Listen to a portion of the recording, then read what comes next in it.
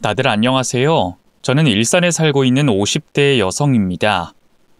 어릴 때 저희 친정 엄마가 사연 읽어주는 TV 프로를 자주 보셨는데, 이제는 제가 친정 엄마가 그랬던 것처럼 다른 분들의 사연을 재밌게 읽고 있네요. 그런데 제가 이렇게 사연을 보내는 주인공이 될지는 정말 생각지도 못했습니다. 그것도 제 일이 아닌 아들 일로 사연을 보내게 될 줄은 정말 몰랐네요. 사실 저와 남편 이야기만 써도 글 한 바닥은 나올 만큼 특별한데, 제 아들로 인해 겪은 일이 이곳 채널 주제에 더 맞다고 생각이 들어서 아들 이야기를 들고 나왔습니다. 아들이 결혼을 하면서 제가 정말 유별난 사람과 엮이게 됐거든요. 아들에겐 장모, 저에겐 안 싸돈 되는 사람인데, 이 여자가 한 일이 너무나도 괘씸해 제가 이렇게 사연을 보내게 됐습니다. 지금이야 그 여자와 관련된 일이 다 해결됐지만 아직도 그때를 생각하면 속에서 천불이 터지는 중이라 제 이야기 들으시고 제 속이 시원할 수 있게 그 여자 욕을 많이 해주세요. 그럼 사연을 시작해 보도록 하겠습니다. 저와 남편은 재혼으로 가정을 꾸렸던 탓에 남들보다는 조금은 어려운 결혼 생활을 해왔습니다. 남편은 전처와의 문제로 고민이 많던 사이였고, 저는 그런 남편의 사정을 잘 알고 있었어요. 남편의 전처는 아내와 엄마라는 말을 붙이는 게 힘들 정도로 가정에 소홀한 사람이었습니다. 귀한 아이를 낳아놓고도 돌보지 않고 방치하고, 아이 엄마로서 해서는 안 되는 일도 스스럼 없이 하던 사람이었죠. 어린아이를 두고 밖을 나다니고 형편에 넘치는 사치들을 하고 심지어 남자를 만나고 다니기까지 하며 여러모로 문제가 많았습니다. 남편은 그런 전처에게 크게 실망하고 힘들어했지만 아이 때문에 선뜻 이혼을 결심하지 못했다고 했어요. 아무리 그런 여자라고 해도 어린아이에게는 엄마가 필요하다고 생각했던 거죠. 그렇게 남편이 전처와 이혼을 고민하던 도중 제가 남편의 집에서 보모로 일을 하게 됐습니다. 원래 유치원 교사 일을 하던 제가 건강 문제로 일을 그만둔 사이에 아르바이트 삼아 보모 일을 하게 됐거든요. 그리고 그렇게 저는 어린 민준이와 지금의 남편을 만나게 됐습니다. 제가 처음 민준이를 만났을 땐 민준이의 꼴은 말이 아니었어요. 꼬질꼬질한 옷을 입고 덥수룩한 머리로 엄마 손을 타지 못한 티가 역력하게 나는 아이의 모습에 저는 민준이에게 마음이 갈 수밖에 없었습니다. 아이들이 좋아서 유치원 교사 일을 했던 제가 보살핌 받지 못한 민준이를 안쓰러워하는 건 당연한 일이었고, 그래서 저는 민준이에게 더 많은 관심과 애정을 쏟았죠. 그래서였는지 아직 어린 민준이가 저를 자기 엄마라 착각할 정도였어요. 보통 그 나이 때 아이들은 엄마와의 애착 관계가 깊어 엄마 말고 다른 사람을 잘 찾지 않는데, 평소에 얼마나 엄마와 교류가 없었으면 알게 된 지 얼마 되지 않은 저를 엄마로 생각할까 싶어 마음이 아팠었죠. 그렇게 민준이를 신경 쓰다 보니 민준이 아버지도 마음이 쓰이더라고요. 밖에서 일하는 사람이 집에서 밥 한 끼 제대로 얻어먹지 못해서 맨날 길에서 빵과 김밥으로 대충 때우고, 자주 집을 비우는 민준이 엄마 때문에 빨래들이 쌓여있고 냉장고가 비어있는 모습이 마음에 걸렸던 거죠. 남의 집안일에 너무 간섭하는 건 아닌가 싶었지만 그 착한 두 부자가 안쓰러워서 저도 모르게 나서게 되더라고요. 그래서 저는 내 일이 아닌 집안일까지 하며 민준이와 민준이 아버지를 챙겼어요. 그러다 저도 모르게 남편에게 마음이 생겼고 남편 역시 저를 마음에 품었습니다. 그리고 언젠진 모르겠지만 우리는 각자 서로에게 마음이 있다는 걸 알게 됐죠.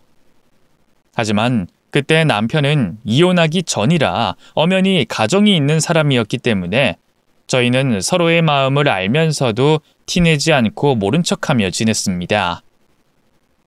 마음이 가는 건 어쩔 수 없다 하지만 절대 남들 앞에서 부끄러울 일은 한 적이 없었죠. 그렇게 서로의 마음을 모른 척하며 지내던 중 남편이 결국 전처와의 이혼을 결심하게 됐습니다.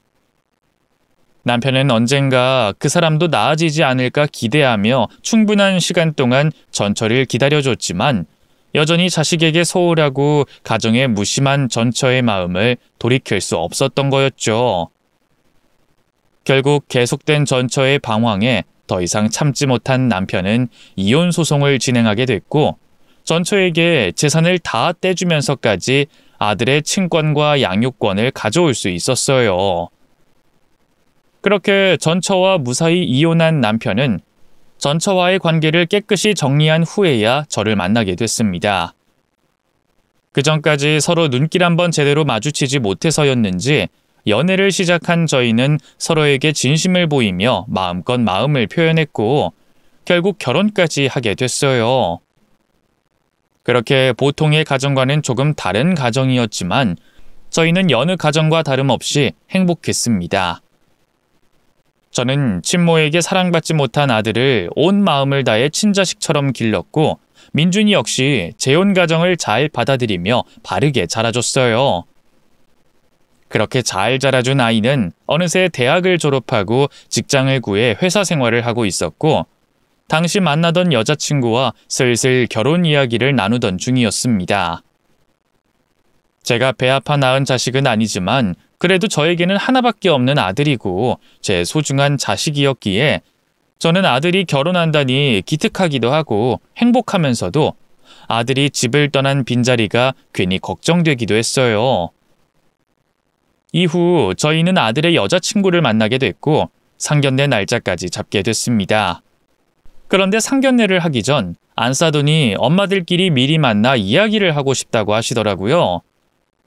따로 만나자는 이유가 뭘까 싶었지만 여자들끼리 해야 할 말이 있을 거라 생각하며 저는 자리에 나갔습니다. 그런데 너무나 당황스럽게도 처음 뵙게 된 안사돈이 저희 쪽에 이것저것 요구하는 게 많더라고요. 보통 상견례는 신부 쪽에 배려하고 결혼식은 신랑 쪽에 배려하는 거라 하던데 안사돈께서는 상견례도 결혼식장도 모두 자기들 편한 곳에 하고 싶다며 저희에게 당연히 양보를 바라는 겁니다. 저희도 나름대로 예산과 사정을 생각해둔 선이 있었는데 말이죠. 거기다 집은 어떻게 해야 하고 예물 예단은 어떻게 해야 하는지 저희 집안에서는 무리라 생각할 것들을 자꾸 말하는 거예요. 심지어 자기들은 딸을 귀하게 키워서 시집살이 시킬 생각이 없으니 앞으로 아이들이 결혼하면 신혼집에 발길하지 말고 명절이나 제사 때도 딸에게 일 시킬 생각하지 말라고 단호하게 말하는 겁니다.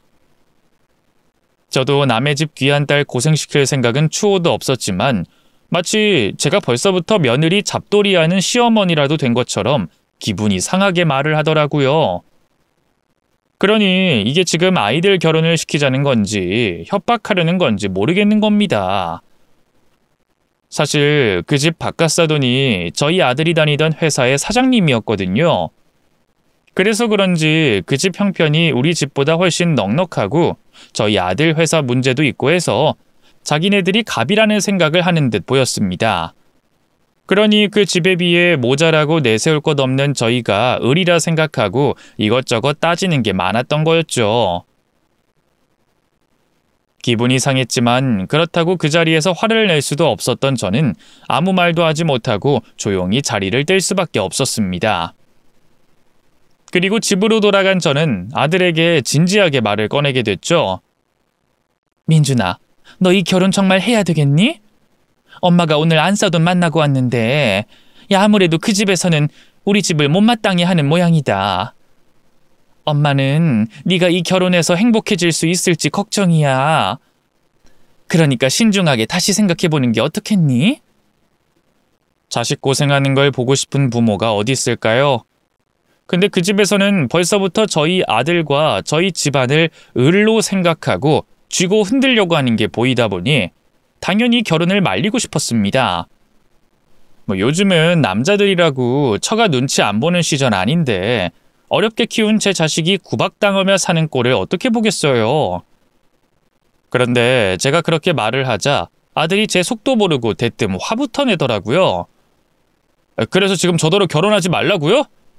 상견례 날짜까지 다 잡혔는데 이제 와서 결혼을 다시 생각하라니. 그게 무슨 말이에요? 저는 다시 생각할 마음 없고 이 결혼 꼭 할 거예요. 엄마가 뭐라고 하셔도 마음 바뀔 일 없으니까 다시는 그런 말씀하지 마세요. 제가 새엄마였지만 그동안 친자식처럼 기르며 제게도 잘했던 아들이었기에 그런 아들의 날선 반응에 저도 무척 놀랐어요. 그리고 그 바람에 남편까지 상황을 전부 알게 되며 집안이 발칵 뒤집히고 말았습니다. 웬만하면 반대할 생각이 없던 저도 그런 소리를 했으니 남편은 더 했을 거예요. 결국 사돈댁의 말도 안 되는 조건들을 듣게 된 남편은 크게 화를 내며 아들을 혼냈습니다. 너는 정신이 있는 거야 없는 거야?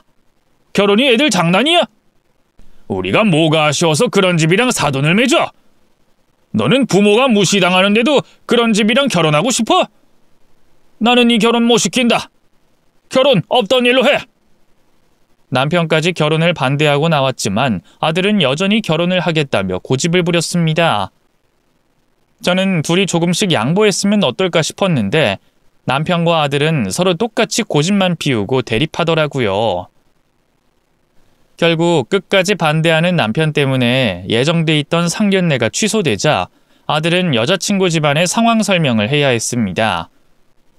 그런데 그 과정에서 저와 남편이 재혼으로 만났다는 이야기까지 나오며 이번에는 그 집에서 분위기가 나빠졌던 모양이었어요. 그쪽 집안에서는 재혼 가정에 대해 좋지 않은 편견을 가졌는지 결국 파혼 이야기까지 나오며 아들은 무척 힘들어했습니다. 아들이 대놓고 저를 원망하진 않았지만 그 일 때문인지 저와 거리를 두려는 듯 멀어져 갔고 저는 얼굴이 반쪽이 돼가는 아들을 보며 모든 게 전부 나 때문인가 싶어 아들에게 미안할 수밖에 없었어요. 그렇게 아들 걱정을 하던 중 아들이 결국 결혼을 하겠다며 제게 알려왔습니다. 저 여자친구랑 꼭 결혼할 거예요. 엄마나 아버지가 반대하신다고 해도 어쩔 수 없어요. 이 결혼은 우리 집 의사가 중요한 게 아니고 장인 장모님 결정이 중요한 결혼이니. 저 그 집에서 정말 어렵게 결혼 허락 받았어요. 엄마 아버지 일로 절대 안 된다는 결혼 겨우 허락받았다고요. 어차피 아버지 반대 때문에 결혼하는데 필요한 도움 받을 수도 없을 거고 다행히 처가에서 도와주신다고 해서 그 집으로 들어가서 살게 될 것 같아요. 그러니까 엄마는 그렇게 알고 계세요. 부모가 반대하는 결혼을 하며 처가살이까지 하겠다는 아들의 말에 충격을 받았지만 그렇게까지 하겠다는 아들의 고집을 제가 꺾을 수 있을 것 같진 않았습니다. 그래서 어쩔 수 없이 아들의 결혼을 허락하고 반대하는 남편 대신 상견례를 나가야 했어요. 그런데 그 자리에서 정말 기막힌 말을 듣게 됐어요. 대체 무슨 오해를 하는 건진 모르겠지만 사돈은 저와 저희 남편의 만남을 불륜으로 취급하더라고요. 불륜이라뇨? 그런 것 아닙니다. 저희는 절대로 남부끄러운 짓 한 적이 없어요. 애아빠가 이혼하기 전부터 알고 지냈던 건 맞지만 그때는 정말 아무 일 없었고 저희는 남편이 이혼하고부터 만났어요. 그런데 불륜이라뇨? 어쨌거나 이혼하기 전부터 그 집 드나들며 지냈다면서요. 꼭 딴짓해야 불륜인가? 서로 마음만 있어도 불륜인 거지. 결국 안사돈 때문에 바깥사돈이 이혼을 결심하신 거니까 가정 파탄의 원인이 없다고 할 수 있나요? 그 얘기 듣고 제가 얼마나 놀라고 충격을 받았는지. 그래서 제가 이 결혼 시켜야 하나 말아야 하나 정말 고민 많았습니다. 부모들 잘못에 자식은 무슨 잘못인가 싶겠지만 제가 워낙 도덕적으로 살아온 사람이라 그런 게 용납이 안 되는 편이라서요. 솔직히 지금도 사돈과 이렇게 얼굴 마주하고 있는 게 참 불쾌하고 싫네요. 그래도 사위 때문에 어쩔 수 없이 참고 있는 겁니다. 남편이 이혼하기 전부터 알고 지내고 있었다 한들 저희 사이에는 정말 아무런 일이 없었습니다. 사사롭게 대화를 나누거나 손 한 번 스친 적도 없었으니까요. 그런데도 제가 불륜을 저지른 가정 파괴범이라고 말하는 안사돈의 말에 저는 억울했습니다. 화가 나서 해명이라도 하고 싶었지만 어렵게 결혼하게 된 아들이 더 힘들어질까 싶어 그저 참을 수밖에 없었죠. 저를 더러운 여자 취급하고 상종하기 싫다고 말하는 사돈의 수모를 억지로 참으며 설득해도 절대로 가지 않겠다는 남편 대신 아들의 결혼식에 참석했습니다. 결국 아들은 아버지 혼주석을 비우고 결혼식을 올리게 됐고 그 뒤 약속대로 처가살이를 시작하게 됐는데 그 후로 아들의 얼굴을 보기 힘들어지게 됐죠. 그러던 중 모르는 전화번호로 한 통의 연락이 왔습니다. 전화를 받아봤더니 아들과 어릴 때부터 친하게 지내던 친구 민철이었죠. 아들의 오랜 친구였으니 당연히 저도 잘 알고 지내던 사이였지만 민철이 엄마와는 몰라도 민철이와는 처음으로 통화를 하는 거였어요. 그래서 무슨 일인가 싶으면서도 아들 일이겠구나 싶었고 아들에게 안 좋은 일이 있을까봐 걱정이 됐죠. 그런데 아니나 다를까 전화를 걸어온 민철이가 걱정된 아들의 근황을 전해왔습니다. 저 어머니 안녕하세요. 저 민준이 친구 민철입니다. 잘 지내셨어요? 어머 민철아 오랜만이다. 내가 민준이 결혼식 때 정신이 없어서 와줘서 고맙다는 말도 못 전했네. 그때 와줘서 고마웠어. 근데 어쩐 일로 나한테 전화를 다 했니? 그게 실은 어머니께서 알고 계셔야 할 일인 것 같아서요. 민준이 관련된 일입니다. 민준이? 우리 민준이가 왜? 민준이한테 무슨 문제 있니? 요즘 민준이 연락 안 되시죠? 민준이가 어머니 전화 피하기도 하고요. 그게 실은 민준이가 처가에서 고생을 많이 하는 것 같습니다. 뭐라고? 처가에서 고생을 해? 아니 무슨 고생을 해? 저도 시집살이처럼 보통의 고생이면 이렇게 어머니께 전화드려서 괜한 걱정하시게 만들고 싶지 않았는데 그 정도가 좀 심해 보여서요. 저번엔 민준이랑 술 먹는데 언뜻 매질당한 흔적도 보이더라고요. 사실 이전에도 민준이가 결혼하고 나서 이상한 흔적이 보였거든요. 그런데 이번엔 너무 뚜렷하게 매질 흔적이 있으니까 제가 무슨 일이냐고 솔직히 말하라고 민준이 자꾸 늘어졌죠. 그러다 한참 동안 실랑이 한 끝에 겨우 말해주더라고요. 처가에서 맞으면서 생활한다고. 그래서 도대체 뭘 하길래 장인 장모가 사위를 때리냐고 물어보니까 그냥 장인 장모가 자기랑 자기 부모님을 탐탁지 않아 한다면서 맞는데 별 이유가 없다고 말하더라고요. 아내는 무조건 참으라는 식으로 말한다 하고. 그래서 제가 그냥 결혼이고 뭐고 뛰쳐나오라고 막고 있지 말라고 말하니까 결혼 허락을 받는 과정에서 부모님께 한 잘못이 있다면서 또 그렇게는 못한다고 말하더라고요. 그래서 어떻게든 버티는 방법밖에 없다면서. 그런데 아무리 생각해도 이건 아닌 것 같아서요. 세상이 어느 때인데 사람을, 그것도 딸과 결혼해서 한 가족이 된 사람을 때려요. 그래서 어머니께서 걱정하실 거라는 걸 알면서도 제가 이렇게 연락드리게 됐습니다. 민준이 어머님과 아버님께 잘못한 일 때문에 도움을 요청 못하는 것 같아요. 그러니까 먼저 손을 내밀어 주시면 상황이 좀 나아지지 않을까요? 마른 하늘의 날벼락 같은 소리였습니다. 장인 장모에게 맞는 사위가 어딨어요. 아들 친구에게 믿기지 않은 이야기를 들으면서도 내가 혹시 잘못 들은 건 아닐까 싶을 정도였죠. 아들 스스로가 처가살이하겠다고 자청을 했는데 설마 그런 일을 당하고 있을까 싶어서 말입니다. 그런데 그 집 식구들이라면 또 안싸돈인 그 여자라면 그럴지도 모른다는 생각이 들었어요. 그래서 확인을 해보려고 했습니다. 100번 남의 입에서 듣는 것보단 당사자에게 확인하는 게 가장 확실하다 싶었으니까요. 그래서 곧장 아들에게 전화를 걸어봤습니다만 아들은 이번에도 제 연락을 피하는 것처럼 받질 않았어요. 하지만 이번엔 저도 다른 방법이 없다고 생각했습니다. 아들이 받을 때까지 전화를 해보자 싶었죠. 그렇게 하루에도 수십 통의 전화를 한 결과 아들이 드디어 전화를 받았어요. 엄마 지금 뭐 하는 거예요? 전화를 이렇게 많이 하시면 제가 정상적인 생활이 불가능하잖아요. 그러게 엄마가 처음 전화했을 때 받았거나 문자라도 연락을 남겨줬으면 이렇게까지 안 했을 거 아니야. 그런데 너 잘 지내고 있는 거야? 무슨 문제는 없는 거냐고. 엄마가 다른 사람들한테서 들은 이야기가 있어서 그래. 아, 일이 있긴 뭐가 있어요. 그냥 잘 지내고 있지. 저 잘 지내요. 장인 장모님도 저 예뻐해 주시고 지희랑도 사이 좋고요. 그리고 곧 아버님께 회사 경영에 대해 본격적으로 배울 거예요. 다 잘 되고 있으니까 괜한 걱정하지 마세요. 그래? 정말 아무 일 없는 거야? 그러면 엄마랑 한 번만 만나자. 너 결혼하고 얼굴 안 본 지도 꽤 됐는데. 그건 좀... 말씀드렸다시피 저 아버님께 회사 경영 일도 배워야 하고 경영 관련으로 따로 공부도 해야 해서 지금은 시간이 안 될 것 같아요. 제가 나중에 시간 되면 그때 날짜 잡고 말씀드릴게요. 엄마 네 시간 많이 뺏을 생각 없어. 그냥 잠깐이면 돼. 진짜 잠깐 확인만 하면 돼. 네가 시간이 정 안 된다고 하면 점심시간이든 퇴근 때든 내가 회사로 찾아갈 테니까 그렇게라도 좀 보자.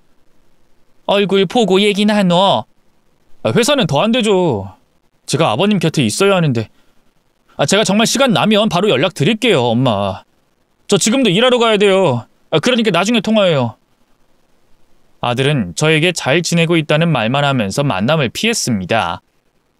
그 후로도 어떻게든 아들과 만나보려고 했지만 아들은 갖은 핑계를 대며 만남을 미뤘고 기껏 잡은 약속을 깨기도 했죠. 그럴 때마다 아들이 일부러 저를 피한다는 느낌을 받았어요. 결국 더는 이대로 안 될 것 같아 직접 아들이 살고 있는 사돈댁으로 찾아가려고 했죠. 그리고 남편에게 제가 전에 듣게 된 아들 이야기를 해줬습니다. 나는 민철이 말이 사실이라고 생각하고 민준이가 나와 만남을 일부러 피하고 있다고 생각해요. 그래서 직접 내가 그 집으로 찾아가서 확인해 보려고요. 당신은 어떻게 생각해요? 그리고 나랑 같이 갈 거죠?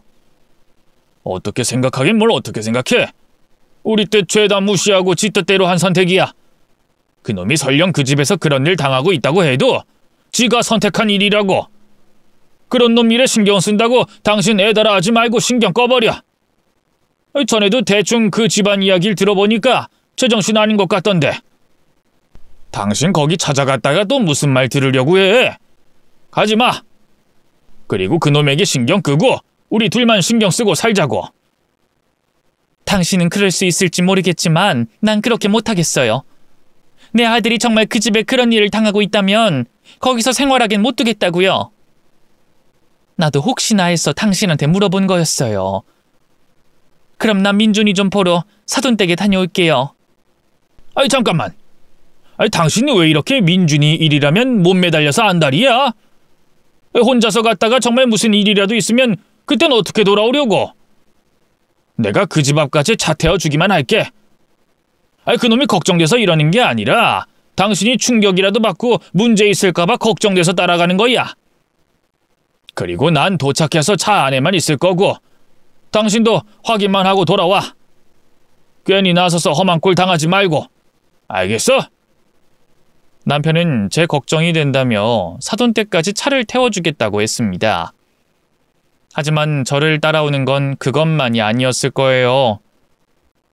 아들 이야기가 나오면 무조건 화를 내는 남편이었지만 속으론 아들 걱정을 많이 하고 있다는 걸 알고 있었으니까요. 이번에도 제 핑계를 대며 따라오는 거겠죠. 그렇게 남편과 함께 사돈댁으로 향하게 됐어요. 이후 아들이 처가살이를 하고 있는 사돈댁 근처에 도착한 뒤 남편에게 같이 가겠냐고 한 번 더 물었습니다. 하지만 남편은 그렇게까지 하기엔 부끄러웠는지 차 안에서 기다리겠다고 했죠. 그래서 저 홀로 사돈댁을 찾아가게 됐어요. 처음으로 가보는 사돈댁이었지만 집을 찾는 건 어렵지 않는 일이었습니다. 애초에 사돈이 살고 있는 지역이 부촌이라서 그런지 큰 집들이 띄엄띄엄 한 채씩 있었으니까요. 거기다 비슷비슷해 보여도 각각의 집마다 특색 있는 외관이었기 때문에 금방 사돈댁을 찾을 수 있었죠. 지도로 사돈댁임을 한 번 더 확인한 저는 긴 담벼락을 둘러 대문 쪽으로 가고 있었어요. 그런데 대문 쪽으로 향하던 도중 담벼락 너머에서 아들 목소리가 들려오는 겁니다. 물론 사돈댁에서 아들이 처가살이를 하고 있었으니 담벼락 너머로 아들 목소리가 들려오는 건 너무나도 당연한 일이겠죠. 하지만 담벼락 너머로 들려오는 아들의 목소리가 심상치 않았습니다. 굉장히 고통스러워하는 목소리가 들렸고 중간중간 죄송합니다. 잘못했습니다. 라는 말도 들렸어요. 순간 아들 친구에게서 듣게 된 이야기가 담벼락 너머에서 벌어지고 있지 않을까 싶었죠. 그래서 천천히 걸어가던 발걸음을 재촉해 사돈댁 대문까지 뛰어갔어요. 그리고 대문 창틀 사이로 어렴풋이 보이는 정원 쪽을 살펴봤죠. 그랬더니 아들의 형체로 보이는 사람이 안사돈에게 인정사정 없이 구타를 당하고 있었습니다. 제 눈앞에 보이는 광경을 보면서도 믿기지가 않았어요. 설마 안사돈에게 맞고 있는 사람이 제 아들일까 싶었죠. 처음엔 인형이 아니지 않을까 싶었습니다. 그러지 않고서야 눈에 보이는 것 하나 없다는 것처럼 사람을 마구잡이로 때리고 있진 않을 테니까요. 대문 창살에 얼굴을 바싹 붙이고 인상을 찌푸려가며 안사돈이 인정사정 없이 구타하고 있는 대상을 확인해봤는데 내 아들이 맞지 싶었습니다. 그래도 거리가 있어 또렷하게 보이지가 않으니 직접 아들 이름을 불러보기로 했죠. 민준아, 너 민준이니? 우리 아들 송민준 맞아? 엄마! 엄마가 여길 어떻게... 아들은 제가 찾아올 줄은 몰랐는지 자신의 이름을 외치는 저를 보고 무척이나 놀란 모습이었습니다. 하지만 아들보다 놀랐던 건 저였습니다. 아들이 처가살이를 하며 매질을 당한다는 말을 듣고 오긴 했지만 설마 장모 되는 사람이 진짜 아들을 때리고 있을 거라곤 생각지도 못했으니까요. 그것도 비 오는 날 먼지나게 맞는 것처럼 인정사정 없이 맞고 있을 줄은 더더욱 못했었죠. 맞고 있었다는 사람이 내 아들임이 확실해지자 손이 떨려오기 시작했습니다. 그리고 어떻게든 내 아들을 이 집에서 데리고 나와야겠다는 생각이 들었죠. 그래서 대문을 흔들며 문을 열어달라고 내 아들을 데리고 가겠다고 소리를 질렀어요. 이 문 열어요. 당장 열라고요. 나 지금 당장 우리 아들 데리고 가야 되겠으니까 얼른 문 열라고요. 어서! 민준아, 너 뭐하고 있어? 얼른 나와. 거기서 왜 바보같이 막고만 있어? 얼른 문 열어. 문 열고 엄마랑 집으로 가자. 얼른. 아우 정말 동네 시끄럽게 뭐하는 짓이야. 저기 사돈 조용히 좀 하세요. 여기가 사돈 사는 동네처럼 아무나 사는 동네인 줄 알아요? 여기 사는 사람들 다 어떤 사람들인데. 동네 창피하게 정말. 문 열어줄 테니까 그 입 좀 다물어요. 네? 아줌마 대문 좀 열어줘요. 그 말도 참 기가 막히는 소리였습니다. 제 아들을 때리다 들켰으면 저에게 미안해하거나 겁을 내야 하잖아요. 그런데 제 아들을 때리다 들킨 것보다 제가 집 앞에서 시끄럽게 소리를 질러 소란스러워지는 걸 더 겁내더라고요. 아들 결혼식을 치르는 과정에서 안사돈 되는 사람이 인생 지 맘대로 살고 다른 사람에 대한 배려심이 조금도 없다는 걸 알고 있었지만 그래도 기가 막혔어요. 도대체 나와 내 아들을 뭘로 보나 싶어서 말이죠. 저도 이번 일은 도저히 그냥 넘어갈 수가 없었습니다. 그래서 문이 열리자마자 우선 아들이 괜찮은지 확인을 한 뒤 안사돈 코앞까지 다가가 이게 뭐하는 짓이냐고 화를 내기 시작했죠. 사돈, 이게 뭐하는 짓입니까? 우리 민준이가 뭘 얼마나 잘못했길래 애를 막무가내로 때려요. 사돈댁은 말귀 다 알아듣는 다 큰 성인에게도 이렇게 함부로 손찌검합니까? 그리고 손찌검 할 거면 사돈 자식만 할 것이지 우리 아들은 왜 때려요? 제가 납득할 수 있는 변명을 해보시죠. 만약 들어서 납득이 안 된다면 저도 가만히 있지 않겠습니다. 아시겠어요? 친엄마도 아니면서 왜 간섭이에요? 그리고 누가 화를 내야 하는 상황인데 어디서 큰 소리를 내요? 우리가 누구 때문에 이 괜한 고생을 하는 건데? 그쪽이 자식 교육 똑바로 했었으면 나도 힘 빼는 일이 없었을 거 아니에요? 누구는 좋아서 교양 없이 이러고 있는 줄 알아요? 왜 그랬냐고요? 내가 대가들 교육 좀 시키고 있었습니다. 교양과 예절 교육, 어떻게 된 게 우리 집에 데리고 살면 좀 나아질 줄 알았더니 아무리 가르쳐도 나아지는 게 없어요. 그쪽 아들 기본적으로 교양이 너무 부족하고 예절도 없다고요. 그쪽 집안이 워낙 문제가 많으니까 내가 마음 단단히 먹고 애들 결혼 허락을 했거든요. 애초에 재혼 가정인데다가 재혼도 일반적인 만남이 아니라 불륜 관계였으니 송서방이 뭘 보고 배울 게 있었겠어요. 그래도 내 딸이 좋다고 하니까 또 내가 어련히 알아듣게 교육하면 사람 고쳤을 수 있지 않을까 싶어서 데려왔던 건데 이건 뭐 깨진 독에 물 붓기도 아니고 해도 끝이 없으니 나도 이젠 지쳤어요. 교육해도 안 되고 급도 안 맞고 거기다 부모라는 사람들은 도덕적인 개념이 엉망인데 나도 더 이상은 내 딸 사랑한다는 이유로 못 견디겠다고요. 그쪽 아들 데리고 갈 거면 가세요. 뭐라고요? 이 여자가 정말 당신 말이면 다인 줄 알아? 우리 아들이 얼만큼 교양이 있고 예절을 못 지켰는지 모르겠지만 그렇다고 그게 사람이 동물처럼 때리는 이유가 된다고 생각해요? 그게 말이 된다고 생각하냐고요? 다른 사람이 제 아들에 대해 그렇게 말을 한다면 때리게 된 이유를 조금 더 상세히 물어봤을 겁니다. 하지만 그 여자에겐 더 이상 들을 것도 없었어요. 뻔했으니까요. 교양, 예절 이런 건 전부 핑계고 그냥 제 아들이 못마땅한 거겠죠. 양가 집안의 형편이 비슷하지도 않았고 우리 부부를 불륜관계로 맺어진 재혼 가정으로 취급하고 있었으니까요. 안사돈이라는 그 여자는 처음 만났을 때부터 매사 그런 태도였습니다. 아니, 저와 남편이 결혼을 하게 된 과정을 알고 난 뒤에는 더한 무시를 해왔었죠. 이제까지는 제 아들 녀석 때문에 그러한 수모를 다 참고 있었습니다만 아들이 이런 일까지 겪고 있었다는 걸 알게 된 이상 참고 있을 수는 없었습니다. 그래서 이제까지 참아왔던 화를 다 쏟아 부으려고 했는데 갑자기 안사돈 얼굴이 새하얗게 질려가는 거예요. 거기다 사시나무 떠는 것처럼 몸을 떨기까지 하더라고요. 무슨 일인가 싶어 안사돈 시선이 머무는 곳으로 고개를 돌려봤는데 거기엔 차 안에서 기다리고 있겠다는 남편이 사돈댁으로 들어오고 있었습니다. 그런데 도대체 왜 안사돈이 제 남편을 보고 벌벌 떠는 건가 싶었어요. 하물며 안사돈과 남편은 애들 결혼 과정에서 얼굴을 본 적도 없는 사이였는데 말이죠. 무슨 일인가 궁금하던 그때 안사돈 입에서 제 남편의 이름이 나왔고 남편 역시 안사돈을 알아봤습니다. 총인이 오빠? 오빠가 송서방과 부자 관계였어? 내 사돈 되는 사람이라고? 이름 보고 설마 싶었는데. 찬숙이 너 맞구나. 멀리서 보고 혹시나 싶었는데 너가 맞았어.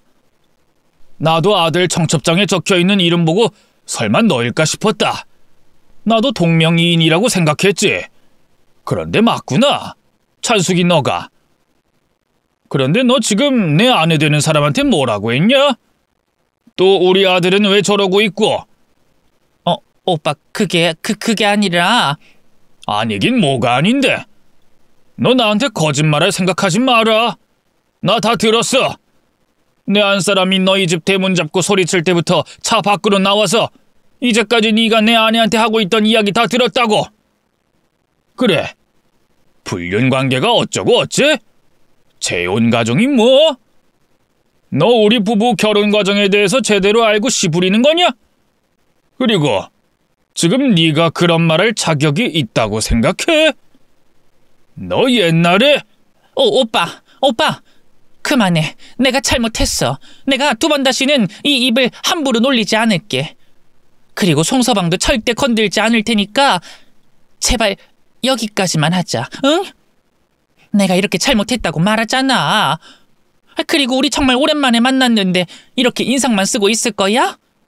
안으로 들어가서 우리 대화 나누자. 응? 너 왜 내 말을 중간에 끊냐? 왜? 뭐가 찔리나 보지? 네 가족들이 알아서는 안 되는 말을 할까봐 걱정돼.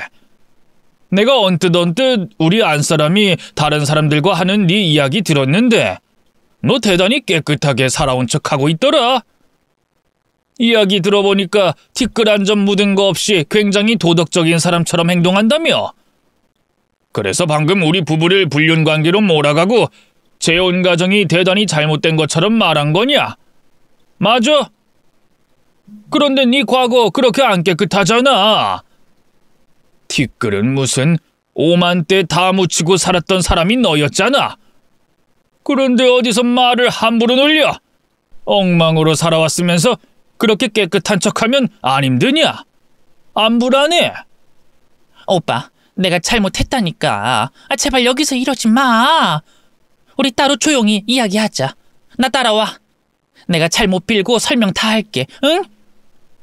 안사돈은 애걸복걸하며 제 남편에게 오빠라고 부르며 봐달라는 식의 말을 했습니다. 조금 전까지 제 앞에서 뻔뻔하고 기고만장한 모습으로 있던 사람과 같은 사람인가 싶을 정도로 태도가 변해 있었죠. 태도가 180도로 변한 안사돈의 이유도 궁금했습니다만 그것보다 남편과 안사돈의 관계가 궁금해지더라고요. 대충 들어보면 아주 오래된 사이 같았거든요. 그런데 그때 남편이 제 궁금증을 풀어줄 이야기를 해줬습니다. 아주 오래된 두 사람의 인연과 티끌만한 오점도 없이 살아왔다고 하던 안사돈의 실체까지 밝혀지는 이야기였죠. 사실 안사돈과 남편은 한 동네에서 나고 자란 사이라고 했습니다. 나이차가 1살밖에 나지 않아서 어린 시절에는 매일같이 동네를 뛰어놀 정도로 가까운 사이였다고 했어요. 그러다 중학생이 됐을 때부터 조금씩 사이가 멀어졌다고 했죠. 모범생까진 아니었지만 큰 문제 한번 일으키지 않고 성실히 학교를 다니던 남편과 달리 안사돈이 불량한 친구들과 어울렸다고 했거든요. 그런데 청소년 시절 잠깐의 방황이라고 하기엔 그 정도가 많이 심했다고 했습니다. 중학교 시절부터 자기보다 더 나이 많은 불량 서클과 어울렸던 안사돈은 단순히 공부를 안 하고 놀러 다니는데 그치지 않았다고 했어요. 담배는 물론이고 본드까지 불었다고 했죠. 거기다 어울려 다니는 오빠와 남학생들과 항상 추문이 있었다고 했습니다. 그리고 그 추문들은 소문으로 끝나지 않았죠. 그 많은 남자들과의 추문이 모두 사실인진 모르겠지만 거짓된 소문은 아니었는지 고등학생 나이 때 임신을 하게 됐다고 하네요. 물론 그 사실을 아무도 모르고 있다가 출산이 임박한 안사돈이 자신의 부모님께 임신 사실을 털어놓게 되면서 밝혀졌다고 했죠. 당연히 알려져서 좋은 이야기는 아니었으니 안사돈네 부모님께서 이러한 사실을 쉬쉬했다고 합니다. 출산하고 나서도 의사나 주변 사람들 입막음을 시켰고요. 안사돈네 집안에 돈이 많아 입단속을 하는 건 어려운 일이 아니었다고 했어요. 그래서 그렇게 큰 동네는 아니었지만 대부분의 사람이 안사돈 출산에 대한 사실을 몰랐다고 했죠. 그런데 안사돈네 집안에서 운영하던 가게에서 일을 하고 계시던 시부모님께서 우연히 그 이야기를 엿듣게 됐고 두 분이 나누시는 이야기를 또 남편이 몰래 엿듣게 되면서 알게 된 거예요. 남편은 이 충격적인 이야기를 듣고 나서도 누구에게 입도 뻥끗하지 않았다고 했습니다. 절친한 친구에게도 말을 옮기지 않았던 이유는 혹시 남편이 다른 사람에게 이 사실을 전하다 꼬리가 잡혀 안사돈네 가게에서 일을 하시던 시부모님께 피해가 갈까봐 말을 하지 않았다고 했죠. 이후에는 남편도 타지 생활을 하게 되며 그 일이 기억에서 잊혀졌다고 했고요.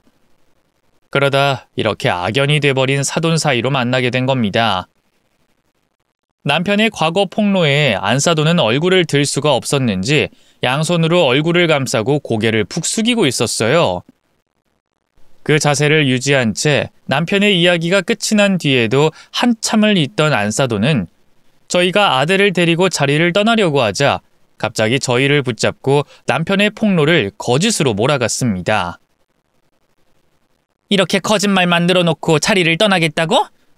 오빠 치매라도 걸렸어? 지금 무슨 소리 하는 거야? 누가 학창시절에 놀았다고 해? 누가 학생일 때 임신했다는 말이냐고? 나 하늘을 맹세코 그런 적 없어. 내가 학창시절 공부와 거리가 좀 멀었다는 건 사실이고 불량서클 애들과 어울렸던 건 맞지만 나쁜 짓은 걔들만 했지 난 이상한 짓 나쁜 짓 한 적 없다고. 임신, 출산 그런 것들은 말도 안 되는 억지고 모함이라고. 알아? 오빠 지금 죄 짓는 거야. 명예훼손, 허위사실 유포라고. 오빠 지금 한 말 전부 증명할 수 있어? 오빠가 나 임신한 걸, 출산한 걸 본 것도 아니잖아. 오빠도 오빠 부모님 이야기 몰래 엿들은 거라며. 그리고 그 이야기를 듣게 된 지도 한참 오래됐고. 그런데 왜 사실이 확인되지도 않은 이야기를 진짜인 것처럼 떠들어? 내가 고향 사람이라고 어렸을 때 같이 친하게 지냈다고 이런 일 그냥 넘어가 줄 것 같아? 나를 엉망인 사람으로 만들었는데 내가 아까 전까진 고향 오빠 아들을 교양 없이 마구잡이로 때린 게 미안해서 사과하고 넘어가려고 했는데 이젠 내가 그냥 못 넘어가겠네. 이 일 오빠가 진심으로 사과하고 허위사실 주장한 걸 인정하지 않으면 그냥은 못 넘어가겠다고. 그래? 그러니까 네 말은 내가 한 말이 모두 거짓이라는 거지? 네가 학창시절 어마어마하게 놀았던 것과 출산한 것까지 모두? 그러면 내가 한 말이 모두 사실이라는 걸 입증시켜주는 사람이 있으면 그땐 어떻게 할래? 내가 지금 당장 그 사람들과 전화통화시켜주면 인정할 거야? 너 학창시절엔 날라리였다는 걸 말해줄 사람들은 수두룩 빽빽이야. 그리고 네가 임신하고 출산했다는 걸 증명해줄 사람도 나한테 한 명 있고. 너 정미소 김씨 아저씨 알지? 그 아저씨가 너희 부모님 부탁받고 네가 낳은 아이 입양 보낼 집 구해다 준 건 아니야. 그래서 그 아저씨가 네 출산 사실 알고 있는 걸 아냐고. 왜? 내 말이 거짓말 같아? 그럼 너희 부모님께 지금이라도 연락해보던가. 네 말이 사실인지 아닌지. 이래도 내가 허위사실 유포했어? 네가 하늘에 맹세코 한 점 부끄러운 일이 없다고? 우리야말로 하늘을 우러러 부끄러운 일 한 적이 없다. 알아? 내가 유부남인 시절 내 안사람을 만나긴 했지만 내 전 부인과 이혼하기 전까진 단 한 번도 우리 아들에게 이 세상 사람들에게 부끄러운 행동 한 적 없어. 서로 마음만 느끼고 있었을 뿐 어떠한 표현도 행동도 하지 않았다고. 그런데 너 같은 년이 우리 보고 불륜이 어쩌고 어째? 더러워도 한참 더러운 년이 어디 감히 내 안사람한테 말을 함부로 하고 있어? 안사돈은 남편이 자신의 과거를 알았다고 한들 과거 일을 밝혀줄 증거나 증인이 없다고 생각했나 봅니다. 아니면 너무 당황해 억지를 썼을지도 모르겠네요. 하지만 남편에겐 안사돈이 날라리였다는 건 물론이고 임신과 출산을 했다는 것까지 밝혀줄 증인을 알고 있었어요.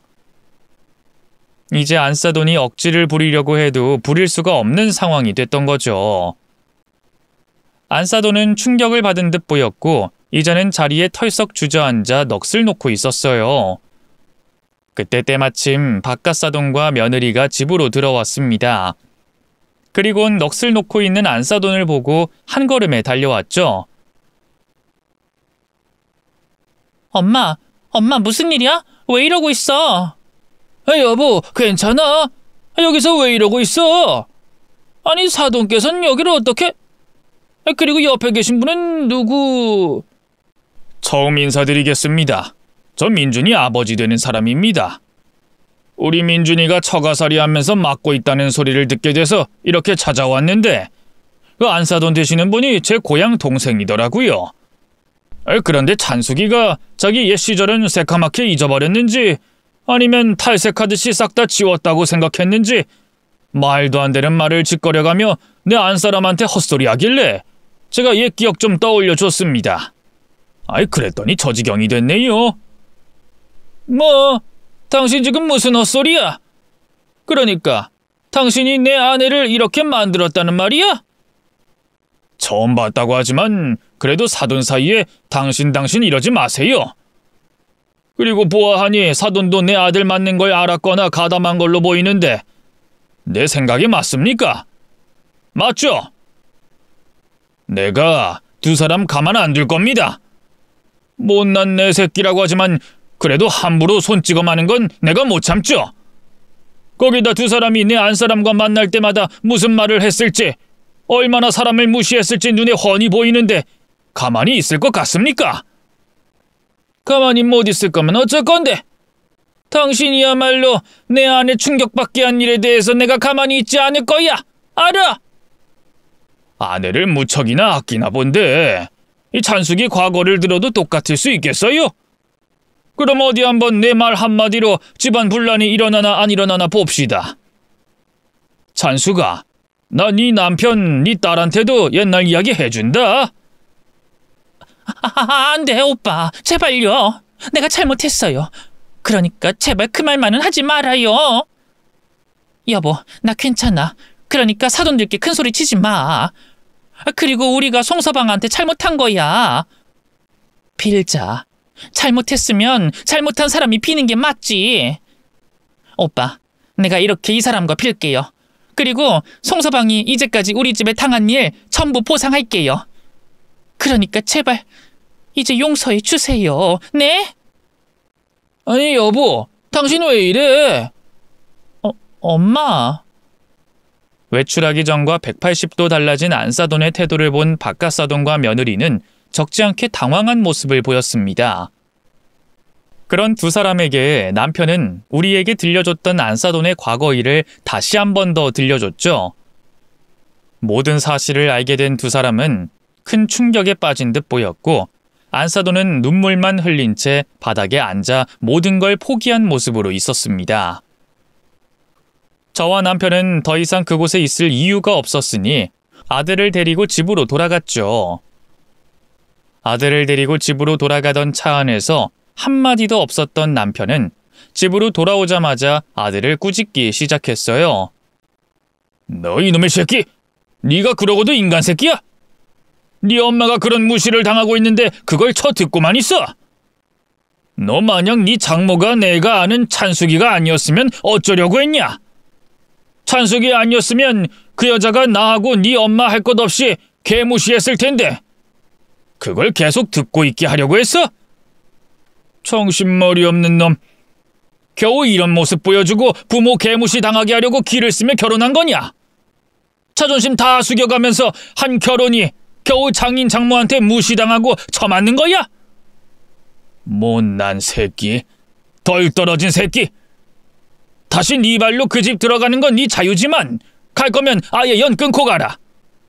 네 엄마가 너 키우면서 고생한 값 다 치르고 우리랑 평생 안 보기로 약속하고 떠나라고. 나도 네 엄마도 너 같은 자식 필요 없으니까. 죄송해요, 아버지. 제가 잘못했어요. 그땐 제가 지희한테 눈이 멀어서 또 경제적으로, 사회적으로 성공하고 싶다는 생각에 엄마가 이런 말하고 이런 일 겪게 만들어서 제가 죄송해요. 정말 잘못했어요. 그리고 결혼하고 알았어요. 내가 눈이 멀어서 결혼을 잘못했구나. 그래서 후회하고 있었어요. 그런데 제가 이 결혼하겠다고 이제까지 뱉은 말이 있고 부모님한테 한 행동들이 있으니 그 선택을 되돌리는 게 쉽지가 않더라고요. 정말 죄송해요. 이제 정말 정신 차리겠습니다. 이번에 한 불효 제가 앞으로 살면서 갚아가도록 할게요. 정말 죄송해요.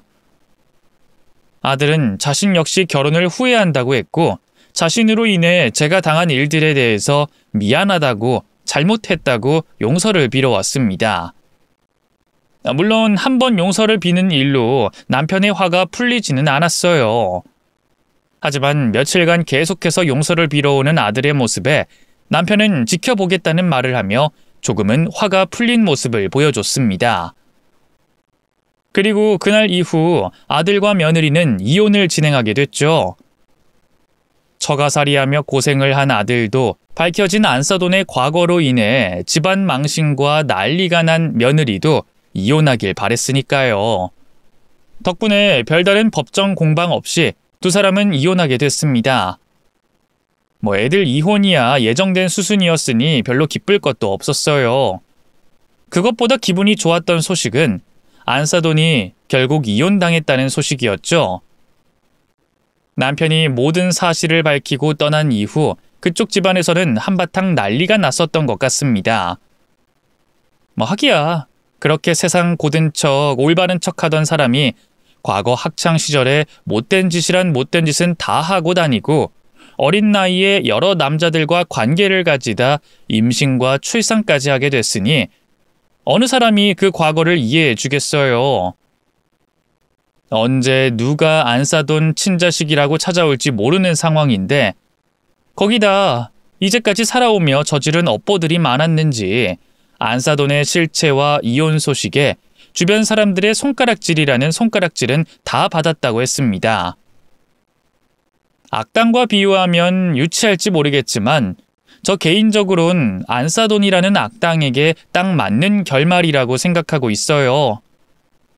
그리고 우리 가족에게 있었던 그 사건 뒤로 아들은 자신이 뱉은 말처럼 정신 차리고 다시 착한 아들로 돌아와 우리와 함께 지내고 있습니다. 다음에 또 여자에게 눈이 멀어 비슷한 문제를 만들면 어쩌나 싶었는데 다행히 이번엔 같은 일이 벌어지지 않고 있네요.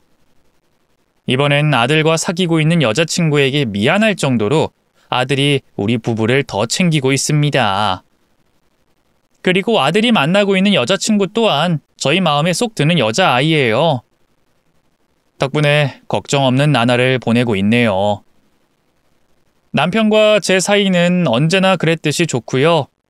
앞으로 아들이 결혼을 하고 나서도 이런 삶이 유지가 되길 빕니다. 사실 저번 일로 너무 힘들어서 그런지 다시는 비슷한 일이라도 겪고 싶지 않았거든요. 조심스럽게 예상하지만 그럴 수 있겠죠? 꼭 그렇게 될 거라고 생각하며 저는 이만 제 사연을 마치도록 하겠습니다. 제 이야기 재밌게 들으면 좋겠네요. 모자란 제 글솜씨 많은 이해 부탁드리면서 여기서 인사드리겠습니다. 읽어주셔서 감사합니다.